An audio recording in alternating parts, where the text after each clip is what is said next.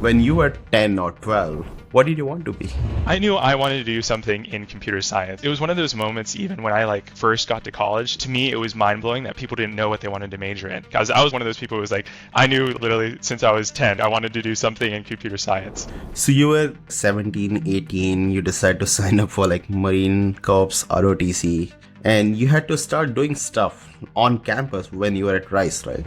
What did you have to do on a daily basis? Here's what my daily routine looked like. It was wake up at 4 a.m., roll out of bed, go over to the Marine Corps ROTC building, go work out with these Marines. Then I drag myself back, quickly eat breakfast, go off to class, practically falling asleep in class because I woke up 4 a.m. in the morning. And then class would wrap up. I'd go sing with my a cappella group because, again, of course, I still wanted to have that musical outlet. And then stay up late working on problem sets till midnight. And as we all know, most college students, stay up crack of dawn working on their problem sets. Why did you want to be a product manager? I love exploring new opportunities. I love interfacing with people. I love leading and working in cross-functional environment.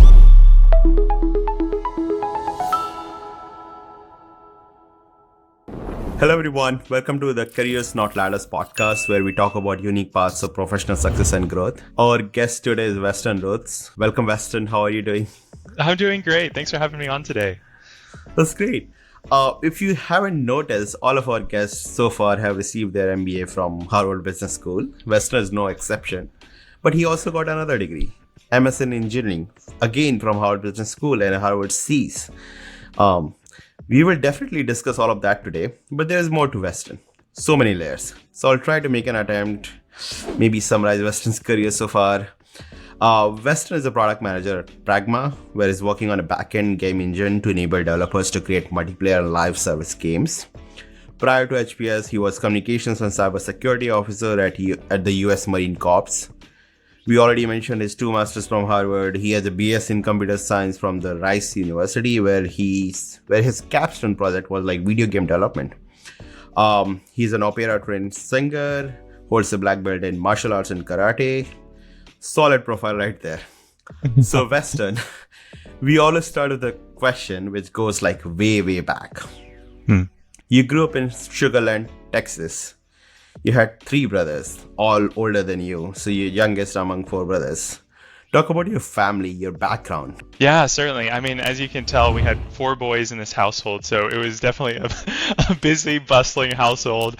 But it was so much fun. All my brothers, they're much older than I, the oldest being 14 years older, the one closest to me in age being 8 years. So in many ways, I had a great set of brothers, but also a great other set of parents almost. So I had a lot of great brothers to look up to. There was always just music and laughter in our household. And really, there was honestly a lot of performance in just our household too. My mother would get us to sign up for all sorts of things. We did a lot of events in the community or events at our church, and that really just turned into a love for just kind of entertainment in general. By the time I was in middle school and high school, I was doing theater and a cappella, and I loved having an outlet. I loved having a way to get on stage and just entertain people and have lots of fun in the process. But yeah, my 3 older brothers, they gave me a lot to aspire to. My oldest brother, he's a professor of computer science at McGill. My second oldest brother is a professor of mechanical engineering at UT Dallas. And then my third brother, he also got his PhD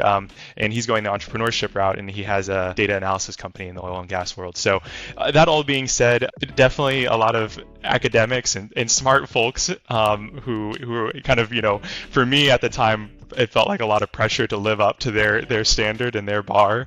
And so for me, that kind of translated into following their path and kind of following their footsteps verbatim. But eventually I realized I kind of had to go my own route. But it was definitely a really, really fun household growing up.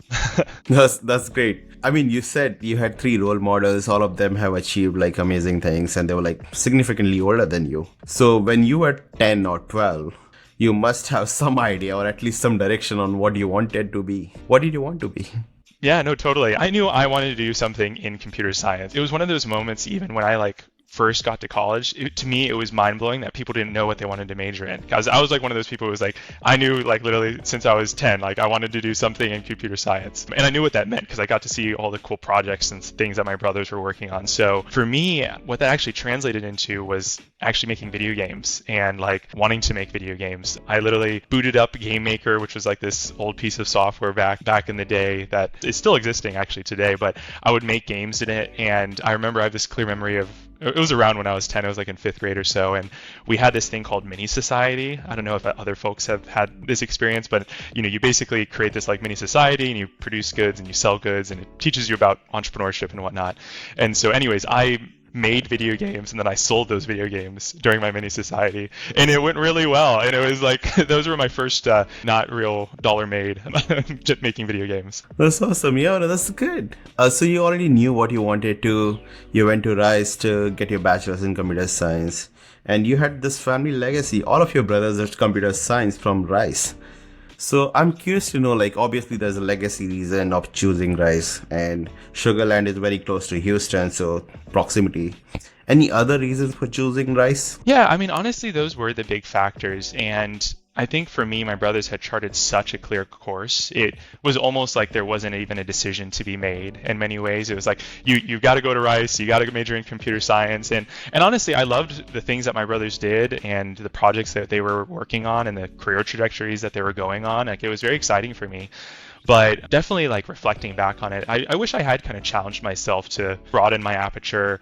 And I think when you've got 3 older brothers and with such domineering personalities and are doing well, it's easy to think, okay, this is the exact path that I want. But I think at the time, especially if anyone's in high school listening to this, it's, not only challenge yourself to think, what is it that you personally want, but really think about also really be ambitious with the different options that are out there. A no might not be fun, but it's better to put yourself out there and learn some in the process. Yeah, that's a great advice. So you were at Rice, and obviously you had like this path charted by your brothers.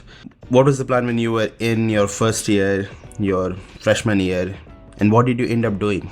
Yeah, so I came in my first year, my first semester, not 100% knowing. I think it was like, oh, maybe something video games would be fun, but I was like, well, realistically, I see my brothers going the academia route, so even if I don't do games like day one, or even if I don't do some of this other stuff day one, maybe I'll go the academia route, like go get my master's or PhD after I graduate. But I think I quickly realized that wasn't what was making me excited about the future. It wasn't what I ultimately wanted to do. And I think, as I mentioned before, I spent a lot of time volunteering and being a part of the community, and really that sense of giving back, that sense of service was something that really resonated with me, and I wanted to do something that was ultimately going to be really challenging for me, give me a whole totally new skill set that no one in my family had. And so I started thinking about what that would translate into. And so I thought, okay, well, maybe actually I can go join, one of the 3-letter agencies and do something in the intelligence world or cybersecurity.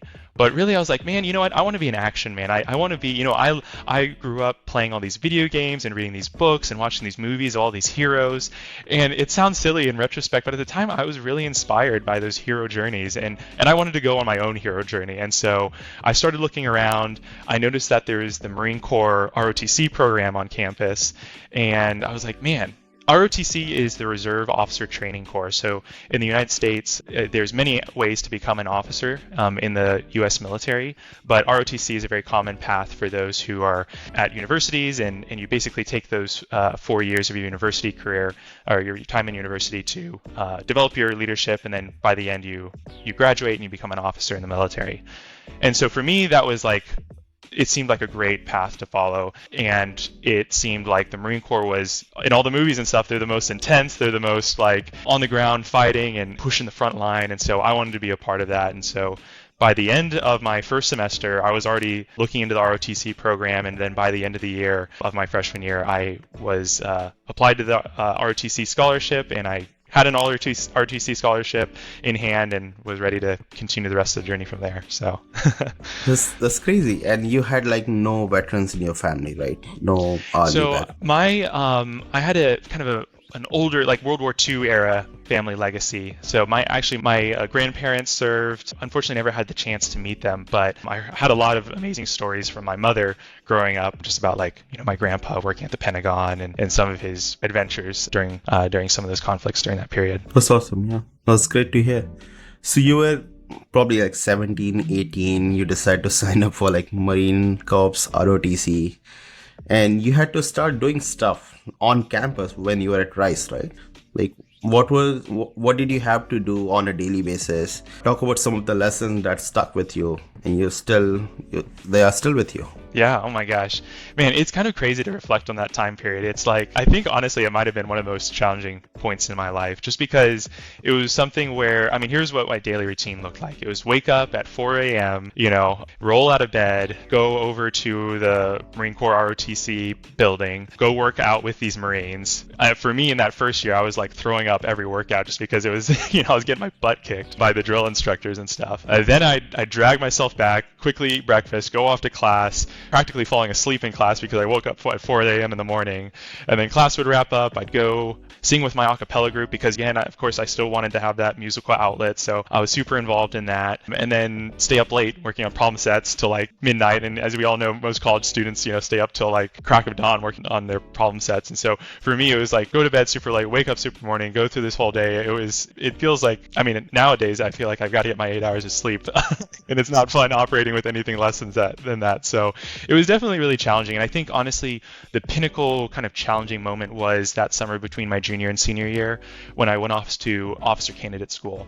And officer candidate school is kind of like, you can kind of think of it as like the boot camp for Marine Corps officers. It's their opportunity, like they being the Marine Corps' opportunity to really vet and make sure that these officers that are in the pipeline really have what it takes to become an officer. And for me, that was really, super challenging. It was a six week time period. You're off in the middle of the forests of Virginia and Quantico, Virginia. You have zero contact with your family, and you're just kind of getting, for lack of a better word, kind of abused. And really the purpose behind it, though, is they're tearing you down as a person and rebuilding you as a Marine. And so that was a transformative process, but it also came, honestly, during a time that was pretty tough for me and my family. Like, parents were going through a divorce. There was a hurricane that had just rolled through at Houston at the time, and getting all these news clips of like all the damage done there, and I wasn't able to contact my family. So honestly, it was like emotionally, physically, it was kind of devastating, and my whole person was being changed by this process. And so it was really tough. But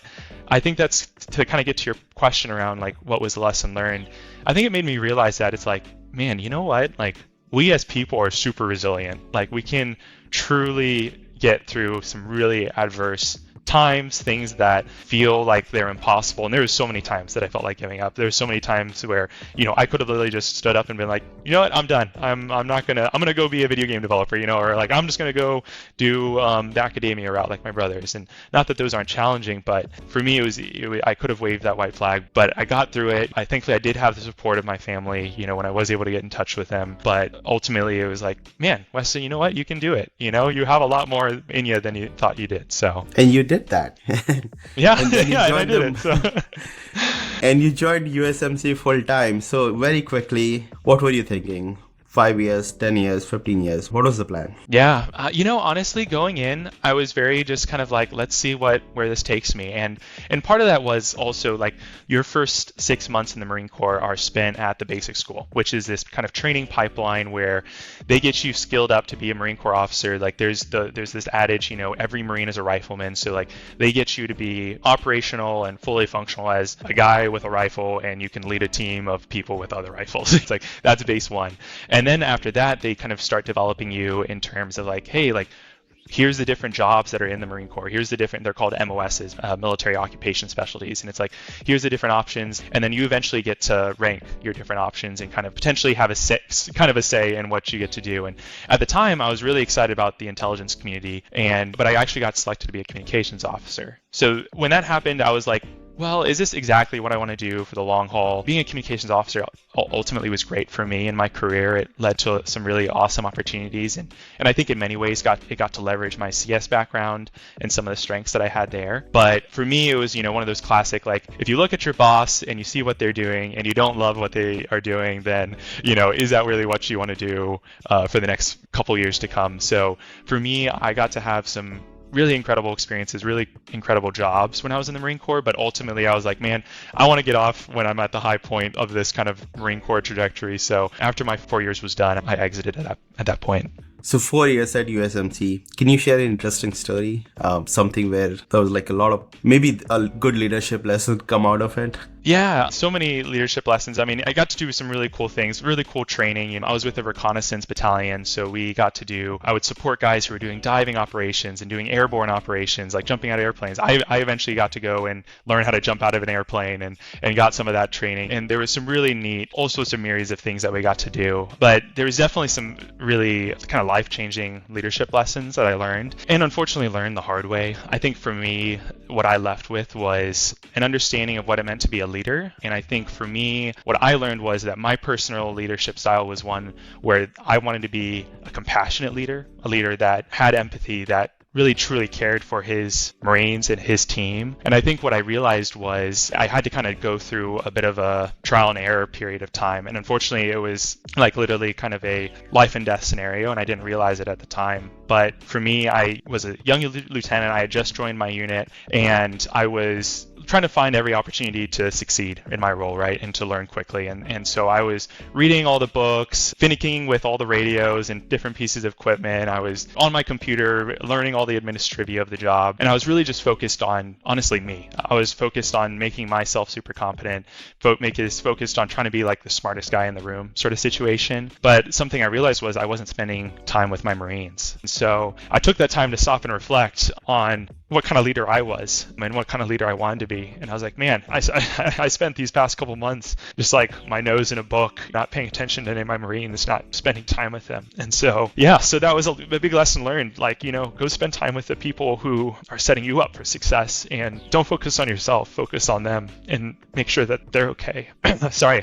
But yeah, I mean, that was a big lesson learned was, you got to care about your people and don't be so self-focused, because if you make them successful, they'll make you successful. And at the end of the day, what is success? Like, let's make sure we all get through this together. Exactly. I mean, that's a big leadership lesson right there. And it's always about people.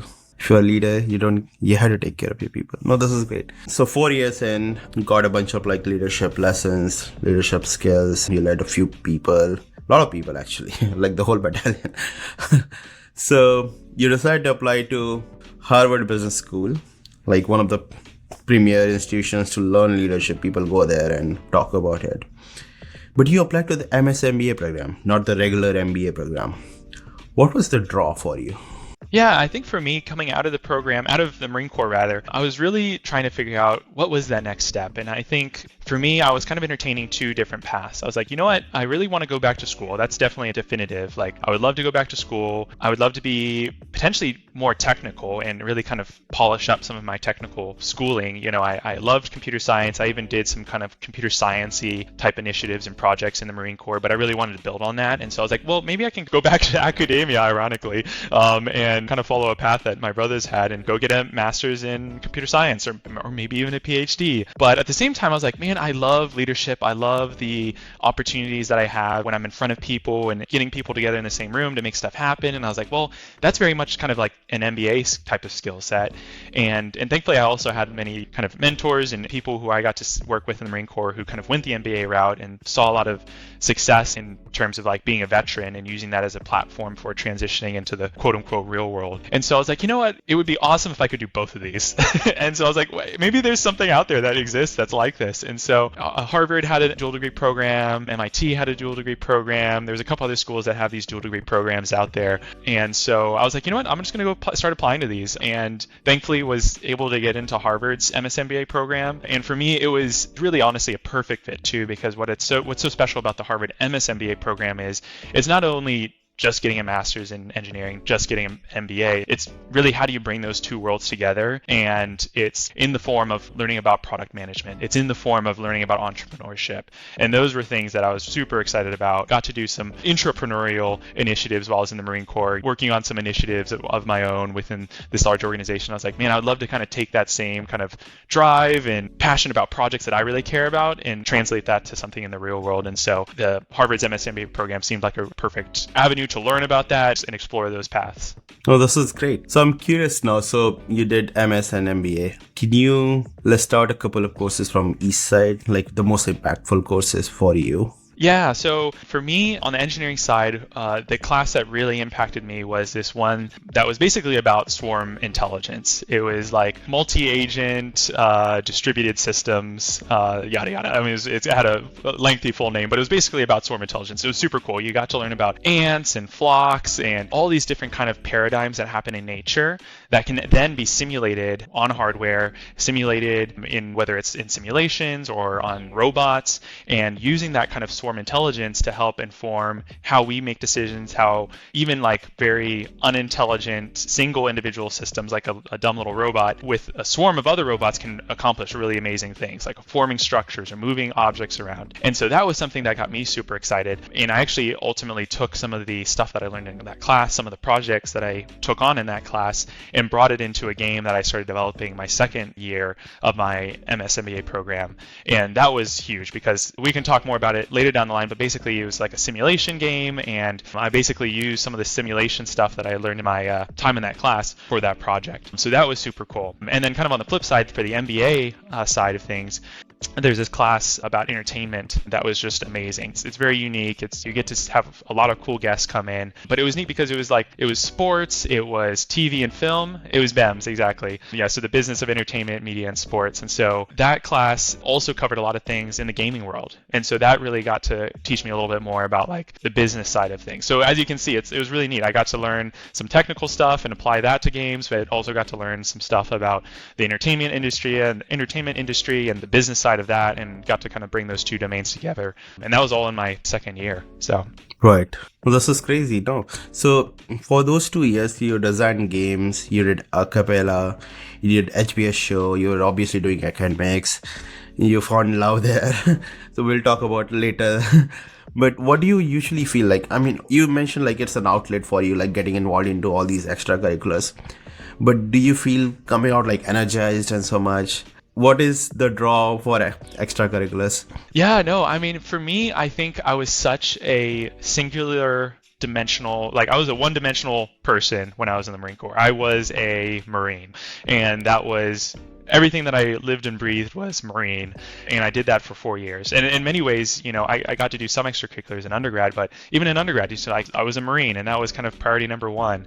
And so I think after many years of just being a Marine, I was excited to be a person, and a person who had more dimensions than just commitment and service to country. And that those are parts of myself that I'm proud of and cherish, but ultimately I think extracurriculars were an avenue to explore other opportunities. And for me, music is so soul fulfilling, so empowering. I loved having the opportunity to be in the a cappella club at HBS. Being an HBS show was like so much fun. It was also great because you get to meet so many different people from other walks of life or other interests. And so for me, especially in this time of when we were at HBS, it was COVID kind of lockdown scenario. You only got to meet little 6 pods of people. For me, being in those a cappella group in the HBS show and some of these other organizations was a great way to meet people outside my section and who are also interested in the arts. And it was an interesting time given COVID, but we made it work, and we were still digitally able to come together and sing and perform and stuff. So yeah, so for me, it was just a great opportunity to rekindle some old passions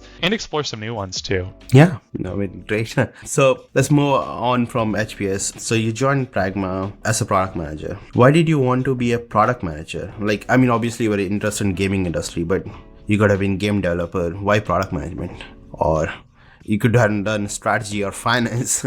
Yeah, I think so. For me, there's 3 things that I love doing that I think correlate pretty well to the product management discipline. So first off, I love exploring new opportunities and really just trying to come up with creative solutions to it. I did this in the Marine Corps when I was trying to figure out some different ways we could bring some new technologies in and use that to facilitate our warfighting functions. So I was like, man, that's super exciting. I love kind of like that. The way you orient yourself on a problem is like identify what the problem is and start coming up with some creative solutions. The second thing that I love doing is I love interfacing with people. Like I love interfacing with people who will be using my solutions. I love basically like AKA a customer, right? Like I love interfacing with them. I love understanding what's the problem, what's the pain point, what's the thing that's not setting you up for success, and then setting them up for success and seeing that resulting kind of like positive outcome. And I loved that process. I love kind of being quote unquote frontline, talking to the people who are ultimately going to be using a thing, and I find that super fulfilling. And then the third thing that kind of correlates to product discipline that I really enjoy is I love leading and working in cross-functional environments. So I got to do a lot of that when I was in the Marine Corps. Like I was a communications officer. I was helping people who were running around shooting guns and jumping out of airplanes, but at the same time I was working with people who were moving trucks around and hauling around supplies and stuff, and making all of those pieces come together was something that I really enjoyed. And now that I'm doing the product thing full time, that's totally what you do, but it's just in a different context. You're working with engineers, you're working with business development people. And so I kind of had some of that experience before in just different roles and different positions. And what I had learned in business school and talking to other people who worked in product was these are things that match up well with the product discipline. And so anyways, that's kind of like being able to self-reflect on that was super helpful for making me decide to go the product path. And it was also super helpful to have this program that was really facilitating my skill set as a product manager. You know, the MSMBA program has a ton of courses and curriculum, and HBS as well took a PM 101 class, and you get to actually kind of do some of the day-to-day, understand what some of the thought process is. So that's what I was excited about. And when it comes to gaming, there's just a whole swath of like different kind of product management paths that you can take there. There's kind of two big ones though, and during my time networking and talking to people and learning about product and gaming, there's kind of two big domains. First is you can be a PM for like a studio, like a PM for like a live title like Diablo, or PM for like Rockstar, or like any of these kind of games. And a lot of those are like in the mobile game space too. And basically what your day-to-day is, it's like a lot of data analysis, you're working on growth, or you're working on monetization stuff, or just some key metrics and really driving the product to hit those milestones. The other side is product management on a new technology within the gaming space. And this is like you're building the pickaxes and shovels for other game developers to use, and really kind of enabling teams, enabling creators to make their visions come to life. And so for me, I was super excited about the new technology side of things. And as a technologist, as someone who just got their MS in engineering, it really ended up being a perfect fit. And so that's what Pragma does, is we help make pickaxes and shovels for people. And we're more on the back end side of things, so the platform and server side stuff that needs to happen, and help give that to teams and make sure that they can scale their game. And so it's been super fun, and it's ultimately ended up feeling like a great fit. Yeah. No, I mean, great, but so many follow-up questions. Personally, like, what kind of games are you interested in building? Like, personally? Yeah, I mean, I definitely would love to, maybe if the cards are in for me one day, I'd love to start my own studio. But even on the side, I love to like work on games. You know, I mentioned before it in business school, as a side project, worked on a game. For me, I love simulation games. And it's kind of like a combination of two worlds that I really enjoy. I love role-playing games and I love strategy games. And for me, simulation games are like a little bit of both. They're like, there's strategy elements where you're kind of commanding this village or town or whatever, but at the same time, there's all these little stories that are happening within that bigger context. And so for me, I love simulation games for that reason, just playing them. And as you can tell, I also like making tools that people can use. And in a way, simulation games are like a tool for people to find their own fun. Some of my favorite simulation games are like RimWorld, or even any of the Paradox games. So like Crusader Kings 3, Europa Universalis, like they're these games that are kind of just like these simulations that you get to live and operate within, and you get to make your own story and you get to kind of make your own fun. And I find that kind of sandboxy sort of environment super neat, super fun. And there's honestly a huge market need for it too. People love those kinds of games, and we've seen some games do it really well. So anyways, long story short, simulation games are stuff that I would love to build and love building. So this is perfect. Yeah. So you've been playing video games for like almost 3 decades now. You turned 30 recently, so happy birthday. Oh, thanks. So you've been playing video games for so long. You're now building games. You're building picks and shovels for like all the backend stuff.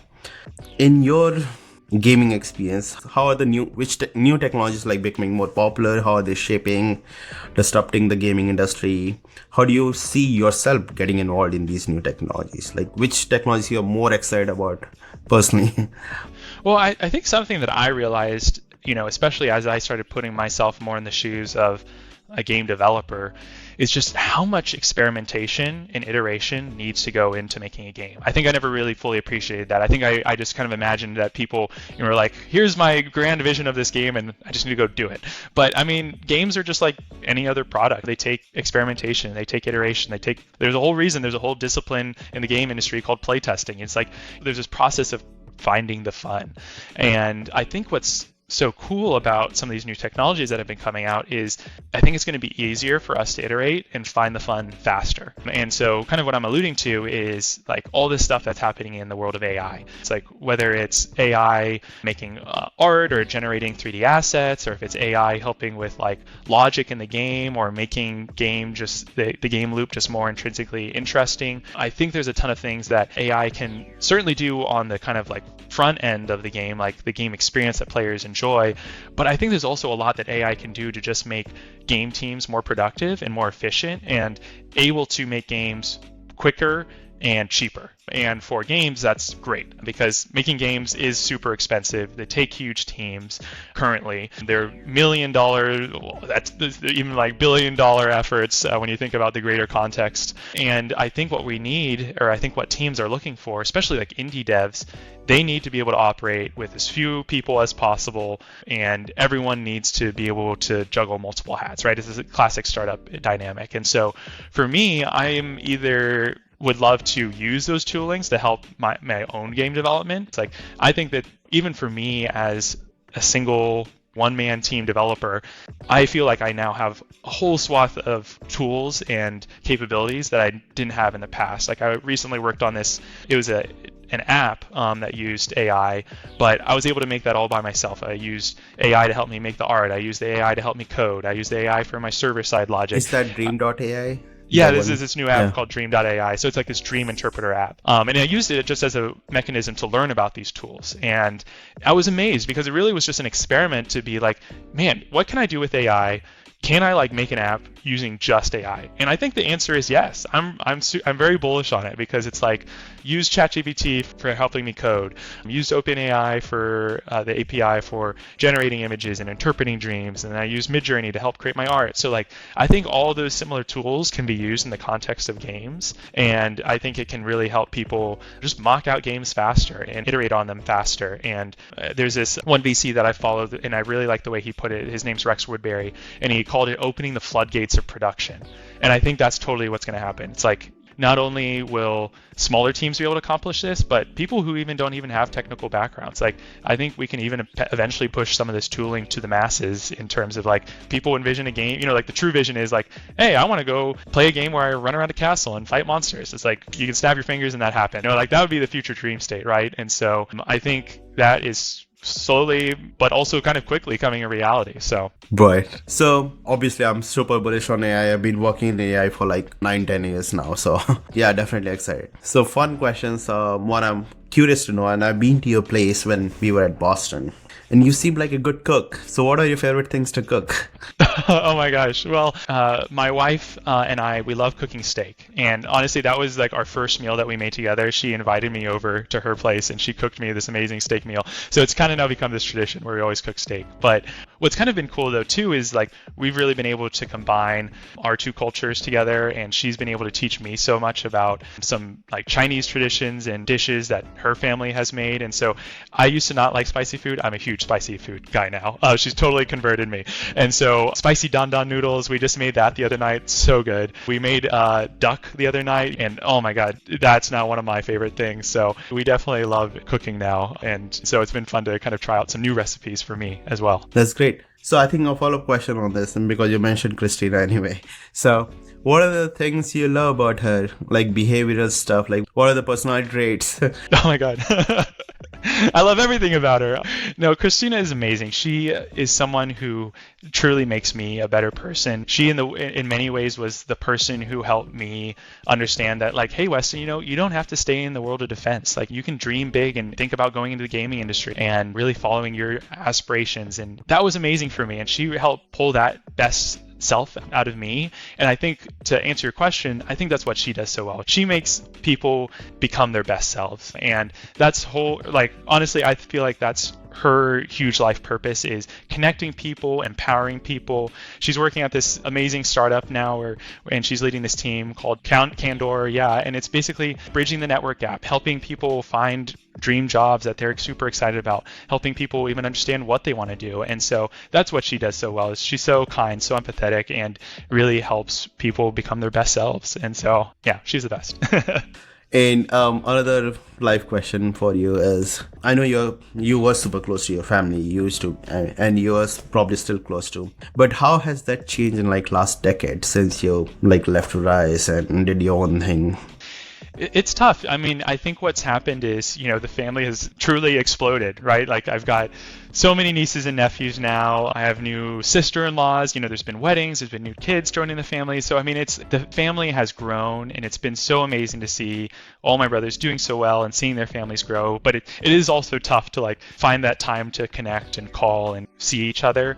But I think we've done a pretty good job of making a tradition of at least seeing each other over the holidays. When Christine and I got married this past winter, we had a wedding, but it was also a family reunion over Christmas, and that was a great way to bring our families together. And so I think it's tough because it's just more people in the mix, but we still find ways to come together. And it's nice to be close to family too. Like, Christina's brother lives in Santa Monica, which is super close to us, and so we still find time to hang out with him and play games. And so it's been really nice that we've been able to find time for both of our families and bringing them together too in many ways. So no, that is super exciting. I saw pictures of wedding. You looked gorgeous, every one of you. No, thanks.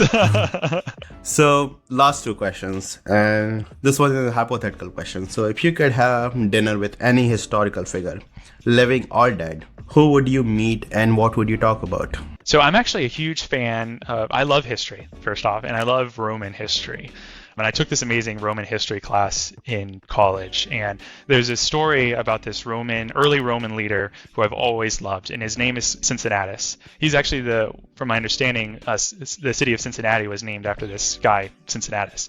Anyways, he was an early leader in Rome, and what I love about his story is basically he took power in a time of need, and then he did the thing, he solved the crisis, and when he came back home, he said, you know what, I don't need to be the leader anymore. I'm just going to go back and be a normal person. And I think what I love so much about that was just the humility that he showcased, the kind of civic virtues of doing things for the greater good of society, but not being so caught up in himself that he needed to hold on to power.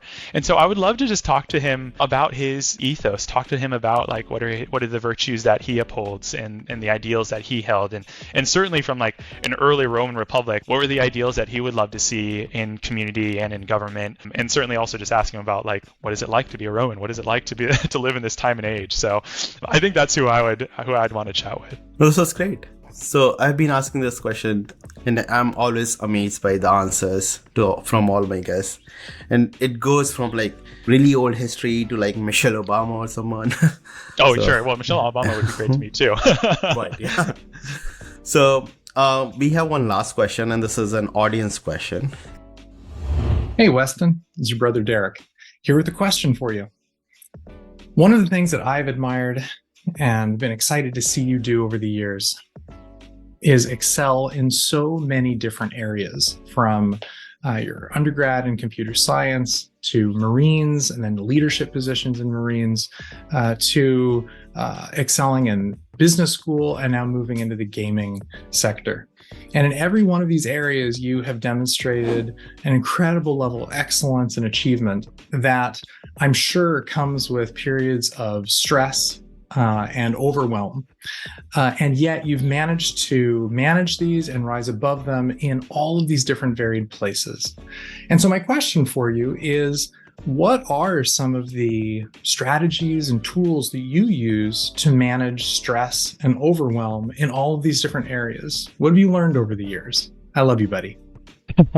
Oh man, this is great. This is so great. Thank you so much for bringing on my brother Derek to ask a question. And so, yeah, so my brother Derek, he's a professor at McGill, and he's someone who I absolutely love and respect. And he asked a great question about like, how do you manage stress? How, obviously I've been in some stressful environments, and it's like, what are some of the strategies and techniques that I use? And this is certainly top of mind because I think it's easy to feel overwhelmed. It's so easy to feel stressed, and it's like, I don't have it down perfect either. You know, it's like I've been in some stressful situation, and yeah, I've developed some techniques, but I still get stressed. But I think so much of it is, it's two things that help me manage my stress. It's one, context setting, and two, it's not focusing on myself. And so the first one is for context setting.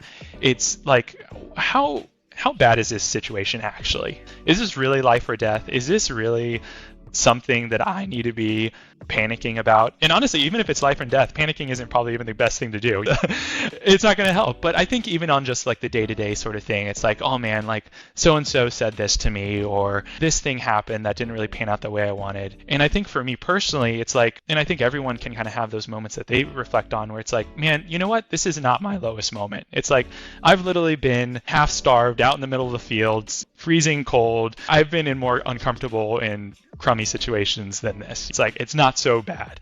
So I think that's the first thing I do, just to kind of like maybe calm me down and make me like realize that like, hey, you know what, let's look at this a little bit more objectively. But then I think also, and more importantly, it's not focusing on yourself. It's so easy to be consumed with like, how is this affecting me? Like, how is this going to affect my career? How is this going to affect how people think about me? But I think ultimately it's like, it's not about you. It's like, I feel a true sense in calling in this regard, and I think many others do as well. But it's like, I think we're here to help make other people better. We're here to like help empower our teams. Like, especially as a leader, it's definitely not about you. You're there to set up other people for success and to facilitate the workflows and the patterns that they need to be exemplary. And so for me, it's like, let's not focus on me. Let's focus on the other people. And I think in those situations, it's so easy to just be like, you know what? Like, I don't even need to be worried about it. Let's just focus on how I can set up other people. And with that mentality, it's a lot easier to look at your risk, your stress objectively, and even just to not let it be a top of mind sort of thing. Because at the end of the day, it's just like, all right, let's just focus on the problem that needs to be done. Let's focus on making sure my people have what they need and going from there.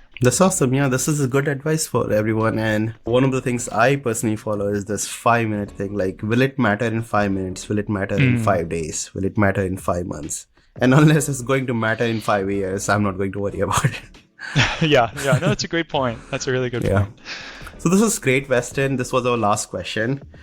You had some amazing insights and advice for everyone who's listening.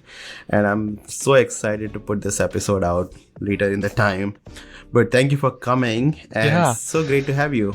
Yeah, thank you so much. I mean, I feel truly honored and blessed to have been on here and to know you and to consider you a dear friend. So thank you so much for having me on today. This is really fun. Thanks, Weston. Bye. Bye.